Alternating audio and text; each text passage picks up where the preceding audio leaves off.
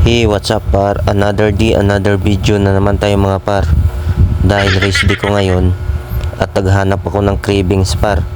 At tamang tama par, pagdating ko sa palengke par kanina umaga, nakita akong isda na fresh pa par, tamang tama sa pangkilaw par, at ito na. At sinabayan ko na rin ng palengke ng manok par. Nakita ko kasi kanina is native par, tamang tama sa mainit na sabaw talaga to par. Tinulang native na manok ha. Kasi bihira lang kasi talaga nagbibinta dito sa palengke par, sa may Bulacan, yung native na manok.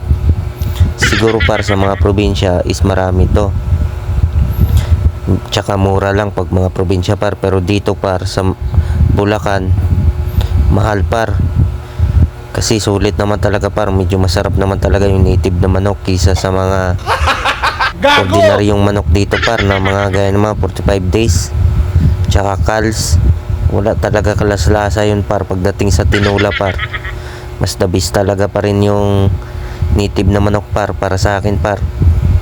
Ayun, mas lalo lagyan mo ng daw ng sili par, tapos kapayas. Taob talaga tong bahaw par, promise par. Subukan nyo na rin par sa bahay nyo par kung mamalengke kayo par, kung may makita kayong native na manok. Kaso nga lang par, medyo kuan lang kasi sa pagpapalambot par. Kaso nga lang sa akin wala problema par, kasi dito sa bahay may pressure cooker, kaya hindi gaano makuan sa gasol par, matakaw. Tsaka kinagandahan par, lahat ng mga laman loob par nasa sayo par kung kukunin mo par. Kasi pag binili mo yung isang buo par na manok, may kasamang itlog, bahayan yun par. Tapos mga basta laman loob na yun par, alam nyo na yun par. Gago! Ayan par, diba? Mas the best talaga pa rin par. Tapos kilawin mo pa par na sobrang anghang. Tamang tama talaga par. Bilis talaga ng subo mo par. Haha.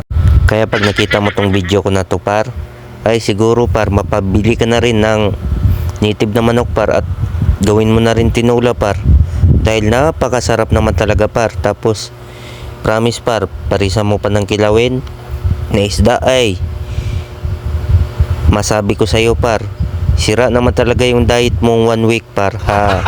Gago! Kainan par pag mga gaitong ulam, diba?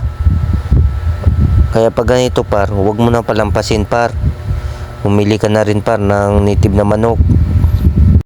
Kaya kung umabot ka sa video na to par, pagka-comment naman kung taga saan ka par, para malaman ko rin kung saan naabot yung video ko na to par. Kaya par, sabayan nyo ako par kumain, tara, let's go par.